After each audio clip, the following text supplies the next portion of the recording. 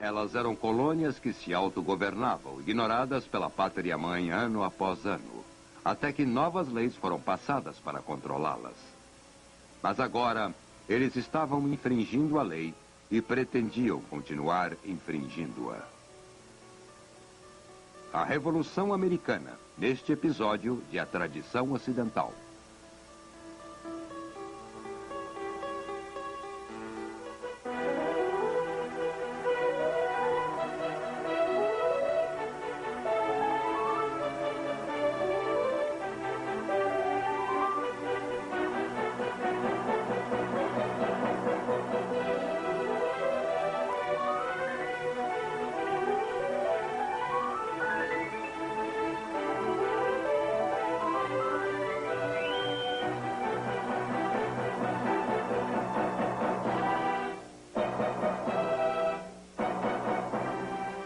E agora o professor da Universidade da Califórnia, Eugene Weber, em sua jornada através da história da civilização ocidental.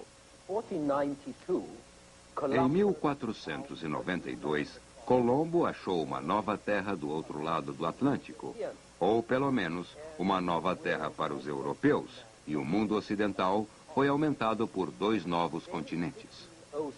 Depois, em 1507, um desenhista de mapas alemão publicou um mapa do mundo incorporando as novas descobertas, e ele chamou as novas terras de América, em homenagem a Américo Vespúcio, um navegador florentino a serviço da Espanha. Ele poderia tê-la chamado de Colômbia, devido a Colombo, mas a América, a nova terra, continuou sendo assim chamada, e o sonho americano nasceu para incendiar a imaginação daqueles que não gostavam da realidade que viam em torno deles na Europa, a violência e a corrupção do velho mundo. Na América, selvagens nus dividiam suas posses, tinham necessidades simples, levavam vida harmoniosa e eles eram naturalmente bons. A América era um mundo que tinha escapado da queda. Ela não conhecera o pecado original. Era um mundo dourado, porque estava cheio de tesouros, ouro, prata, terras à vontade, sem falar no tabaco. O nobre selvagem rico nunca existiu, é claro, e esses habitantes que existiam logo foram dizimados pela guerra, doença e exploração. Mas os nobres selvagens americanos povoaram as utopias europeias do século XVI até o XX. A utopia americana tornou-se uma parte da consciência europeia. Nas grandes planícies abertas, a vida americana era vista como mais próxima a Deus e à natureza, mais simples e humana. Podia-se aproveitar da pureza da vida pioneira, lutando com a natureza, entrando em acordo com ela. Você poderia não apenas achar o tesouro, mas a liberdade, a independência e também a verdadeira democracia. Esses conceitos perseguiam a imaginação europeia desde as primeiras descobertas e se tornaram parte de uma política retórica da própria América.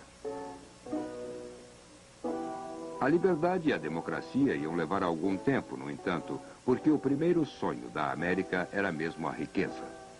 Foi a esperança da riqueza que levou homens duros, cruéis e persistentes a conquistar e estabelecer novas terras do outro lado do Atlântico, lutar por elas, matar, saquear, explorar, escravizar e, finalmente, organizar novas sociedades sobre as ruínas do que eles acharam e se apossaram. As novas sociedades chegaram antes na América do Sul e no Caribe, onde a Espanha fundou um império extraordinário. O império era burocrático, próspero, estável, sofisticado, não mais opressivo que a Espanha, menos pesadamente taxado do que a Espanha, mais adiantado do que a Espanha e, certamente, mais avançado que as pouco atraentes terras do norte. Enquanto que o norte era cheio de vilas lamacentas, o sul tinha uma cultura urbana. Essa, por exemplo, é a cidade do México. O norte era cheio de toras. O sul era de pedras, belas cidades, lindas igrejas, universidades e bibliotecas. Havia também uma vida social que se comparava à de Madrid ou Milão, uma classe de mercadores como em Lisboa ou Sevilha, e dinheiro público para melhorias urbanas, para pintura, iluminação, fornecimento de água, para plantar árvores ao longo das avenidas amplas. Algumas das obras-primas da arte barroca de 1700 estão até hoje de pé na cidade do México. Mas em 1700, o Império Espanhol estava em declínio e o Sul declinava com ele. Um novo mundo estava surgindo no Norte. Levou muito tempo para o Norte chegar a essa condição. Nos anos 1530, quando a França navegou pela primeira vez o rio Lawrence, os espanhóis já estavam enfronhados no México, Peru e Cuba. Na altura dos anos 1580, quando os ingleses se instalaram em Newfoundland e se preparavam para se instalar na Virgínia, que recebeu esse nome em homenagem a Elizabeth, a Rainha Virgem, as universidades espanholas em Lima e no México já formavam mais oficiais do que Pádua ou Paris. Não havia tesouro no norte para atrair os colonizadores. Havia pets, mas não é preciso muita gente para fazer uma armadilha para os animais e esfolá-los. E os índios nativos do norte eram mais guerreiros que os do sul. Então, a colonização do continente norte-americano não aconteceu até o século XVII. Foi quando os franceses fundaram Quebec e Montreal, e os ingleses fundaram a Virgínia de novo. Foi quando os peregrinos levaram 3 meses e 5 dias para navegar de Plymouth, na Inglaterra, para a Nova Plymouth, que acabou se tornando Massachusetts. O século XVII foi quando os holandeses fundaram Nova Amsterdã, onde hoje está Nova York, quando os suecos fundaram a Nova Suécia, onde hoje está Delaware, e quando John Locke escreveu a Constituição para o novo estado da Carolina, que recebeu o nome, é claro, em homenagem ao rei Carlos I. Tom Paine veio a chamar a América de colônia de toda a Europa. Sem dúvida, no século XVIII, a América atraía galeses e escoceses, espanhóis e alemães, bem como austríacos junto aos franceses, ingleses e holandeses. E a América também era uma colônia europeia, no sentido que sua nova cultura era europeia. Antes dos peregrinos chegarem a Plymouth, por exemplo, eles assinaram um tratado que era um verdadeiro contrato social. Eles se constituíram num corpo político civil. Disseram e prometeram obediência às leis justas e igualitárias, que eram consideradas como convenientes para o bem geral da colônia. Assim, a América era a colônia da tradição europeia do humanismo e da criatividade, nascida no Renascimento e culminando no espírito iluminado do século XVIII. Um espírito em que o mito americano e as possibilidades americanas se encaixavam muito bem.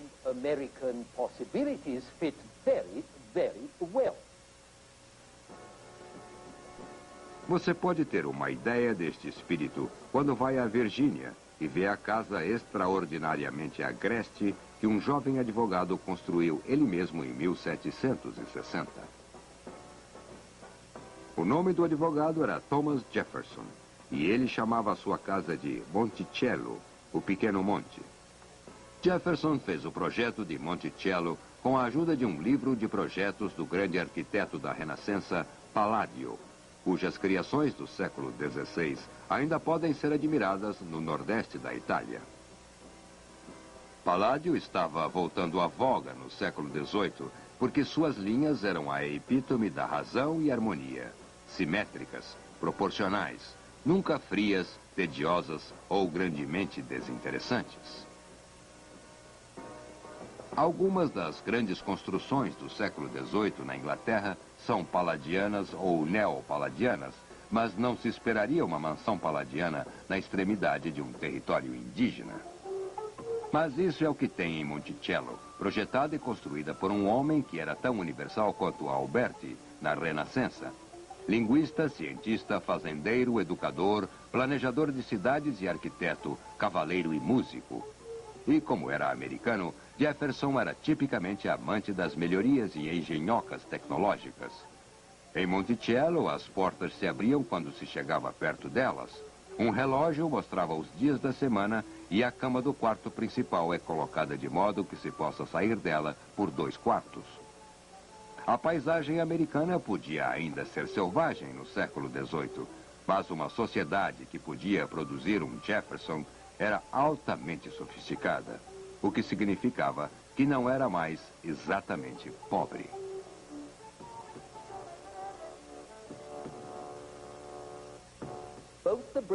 Tanto as colônias inglesas como as francesas e seu comércio agora mereciam uma disputa. Elas podem não ter sido tão importantes como as Índias Ocidentais, que produziam açúcar, café e tabaco, e que tanto os ingleses como os franceses achavam que valiam muito mais que o Canadá. O Canadá, que Voltaire descrevia como uns poucos acres de neve. E muito mais agreste que o agreste em torno do rio Ohio. Mas valia a pena lutar por elas. Na verdade, as grandes guerras do século XVIII entre a França e a Inglaterra eram realmente quanto a quem ia reinar nos mares e, portanto, comandar as colônias, porque a essa altura, a essência do comércio, riqueza e poder eram vistos como estando no além-mar. Então, os ingleses lutaram contra os franceses pelo poder mundial. E nessa luta, os colonos da América ajudavam seus companheiros britânicos contra os franceses e contra os índios, que lutavam ao lado dos franceses. Foi nestas guerras francesas e indígenas que homens como George Washington obtiveram sua experiência militar. Foi a essa altura que os colonos começaram a se chamar de americanos e ficaram felizes quando o Tratado de Paris de 1763 forçou os franceses a saírem do Canadá, porque isso significava que os franceses não poderiam mais obstruir seu próprio movimento em direção ao oeste. Nem estariam lá para armar e apoiar os índios para impedirem o avanço da colonização para dentro dos territórios indígenas. Mas quando os franceses foram afastados, os ingleses, que eram vistos como protetores, agora começam a parecer opressores. Ou, pelo menos, um incômodo, porque os ingleses não queriam encrenca com as crianças americanas desobedientes. Eles não queriam os americanos entrando nas terras indígenas e iniciando conflitos que custariam dinheiro. E o que é pior, os ingleses, retratados aqui arrogantemente olhando um mapa da América do Norte, os britânicos queriam taxar os americanos por serviços que eles, os britânicos, ofereciam. Serviços que os americanos agora sentiam que eles mesmos poderiam oferecer. Os britânicos queriam subordinar a economia colonial em favor dos interesses da terra natal.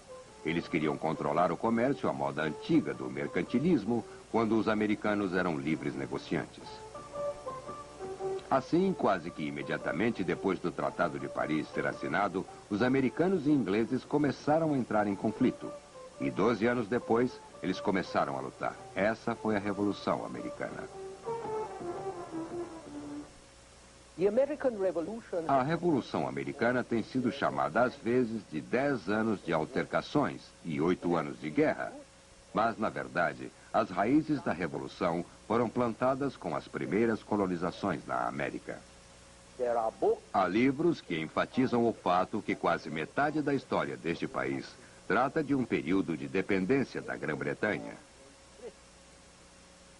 Isso é verdade, claro, mas também dá uma falsa impressão, pois, por um lado, a dependência cultural dos americanos da Europa em geral e da Inglaterra em particular não se restringiu ao período colonial, mas continuou por muito mais tempo do que isso. E, por outro lado, seria bem possível argumentar que as colônias americanas eram muito independentes, politicamente, desde o início.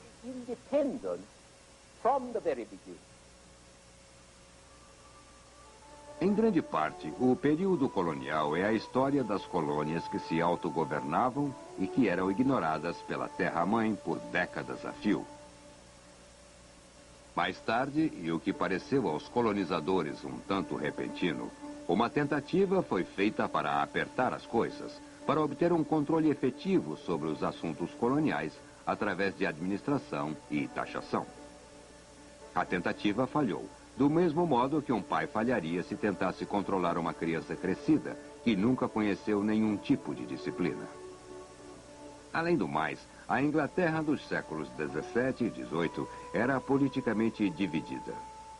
Foi arrasada por guerras civis nos anos 1600 e por rebeliões no início dos anos 1700.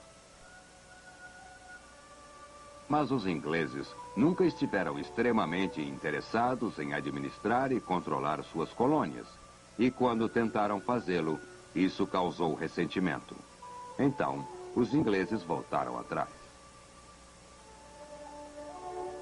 Por necessidade ou política, as relações coloniais eram untadas por uma negligência saudável, deixando as coisas como estavam. Isso deixou suas marcas nas colônias e dificultou dar ordens a elas.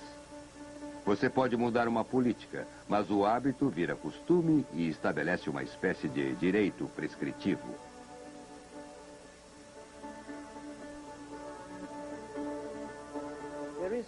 Há uma história que ilustra este ponto.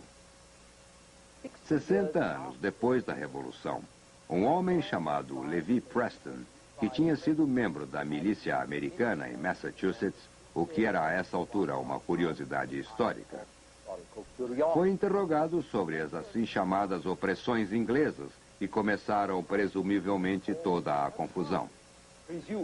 Opressões, disse ele, onde estão? Eu não senti. Bem, houve a lei do selo. Lei do selo? Nunca vi selo algum. Que tal o imposto do chá? Eu nunca bebi uma xícara desta coisa. Os garotos jogaram isso para fora do navio. Bem, então havia Sidney e Locke falando sobre os princípios eternos da liberdade. Nunca ouvi falar. Lemos só a Bíblia, o Catecismo, hinos e o Almanac. Então pergunta ao interlocutor: afinal, a troco de que você entrou nessa briga? Meu jovem, disse Preston, quisemos dizer o seguinte: sempre nos governamos, sempre quisemos nos governar. Eles não achavam que devíamos. Essa conversa, eu acho, nos dá uma ideia clara de um aspecto inesperado da Revolução Americana. Que as revoluções não precisam ser causadas por ideias revolucionárias. A Revolução Americana era um assunto conservador. Nela lutaram algumas pessoas para resistir a mudanças posteriores. Pode-se dizer para resistir à mudança e ao progresso sob a forma de eficiência crescente e poder crescente do Estado britânico.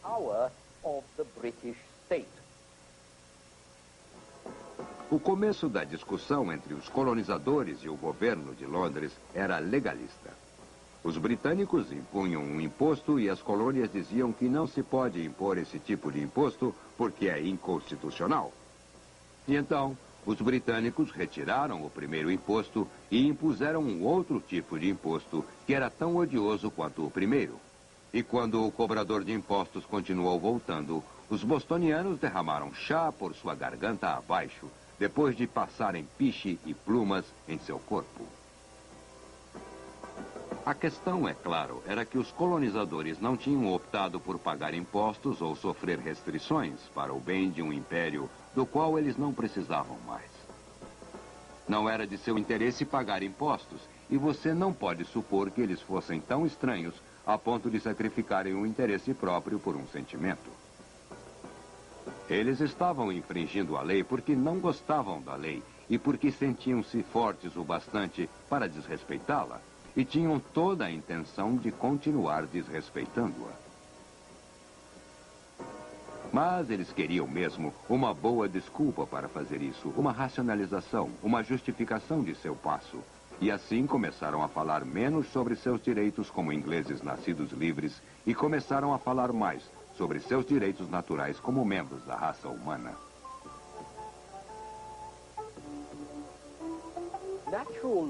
A lei natural era um terreno muito mais seguro. Era ambígua, era moderna e era o que os patriotas americanos precisavam. A lei natural era moral, desde que se baseava na fé em Deus, na perfeição de sua criação. Ela negava a autoridade a qualquer governo que não repousasse no consentimento dos governados e ficava, por assim dizer, no ar. Não tinha que ser discutido, não tinha que ser justificado. As pessoas geralmente aceitavam isso como uma verdade evidente em si. Ainda assim, o argumento revolucionário não repousava totalmente apenas nos direitos naturais. Na verdade, para começar, os líderes revolucionários tinham alguma dificuldade em decidir que direitos estavam defendendo. Fossem direitos britânicos ou humanos, eles tentavam um pouco de tudo.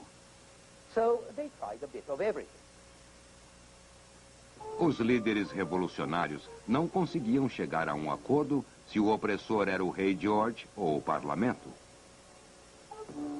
Houve apelos para uma mitigação da opressão do rei, e eles dirigiam ao parlamento.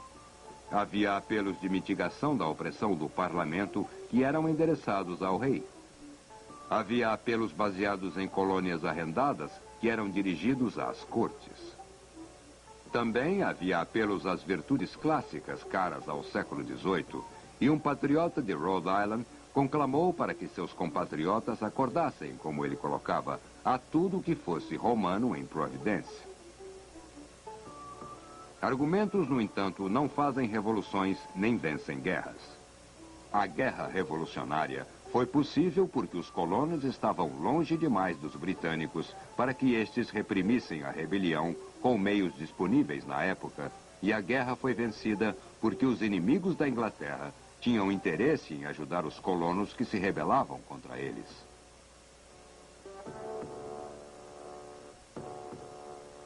Os franceses, especialmente, estavam encantados em retaliar aos ingleses pela perda do Canadá.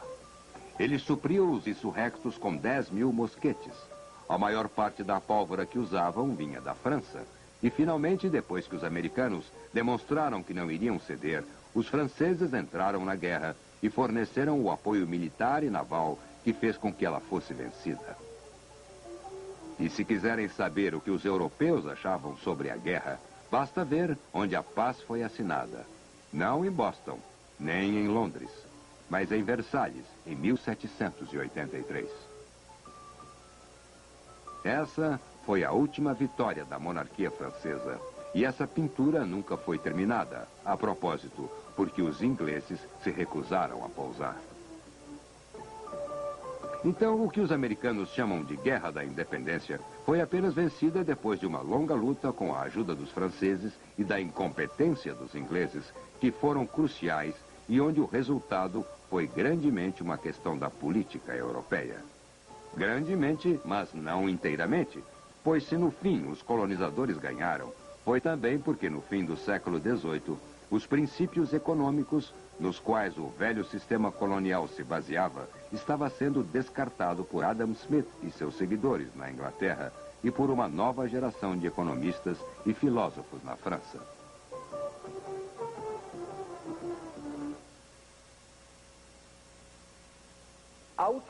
Partindo do iluminismo, uma nova filosofia de liberalismo econômico estava surgindo sobre o Ocidente.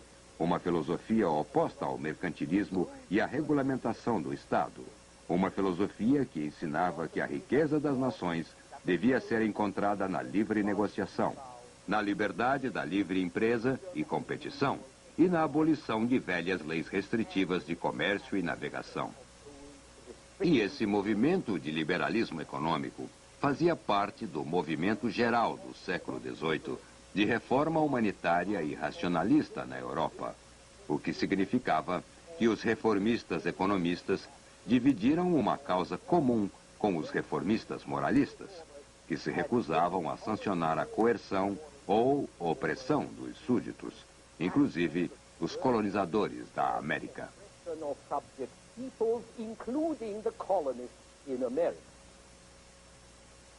Aqui você tem uma coalizão entre os homens de negócio ingleses, que se sentiam suficientemente confiantes de que não desejavam fechar os mercados coloniais, e o público inglês, confiante o suficiente para se solidarizar com aqueles apelos morais e filosóficos, o que significava que os ingleses estavam profundamente divididos quanto à questão colonial. E os que defendiam uma política dura em relação aos rebeldes pertenciam mais ao partido estúpido, como podemos ver pelo modo que conduziram a guerra, quando cada vez mais não eram realmente os americanos que ganhavam, mas os ingleses que perdiam. E no próximo episódio veremos a influência da Revolução Americana na Europa. Até lá.